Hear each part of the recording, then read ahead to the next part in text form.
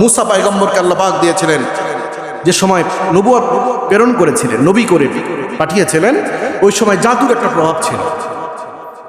হাতে যদি একটা কোনো দড়ি থাকে, দড়ি ফেলে দিলেই বলে যে সাপ হয়ে যায়, সঙ্গে সঙ্গে সাপ হয়ে যায়। আপনার হাতে একটা দড়ি আছে, আপনি ফেলে দিয়ে বললেন সাপ হয়ে যায়, সাপ হয়ে যায়। এরা আশ্চর্যের বিষয় নয়?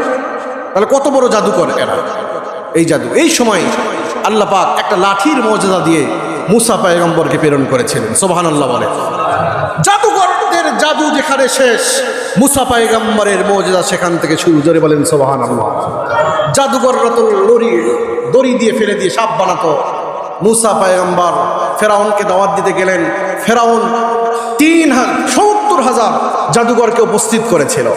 মুসা পয়গম্বর একজনের বিপরীত, এক হকের বিপরীত কত হাজার জাদুকরকে নিয়ে আসছিল বলেন? 70,000 মুখস্থি করবেন।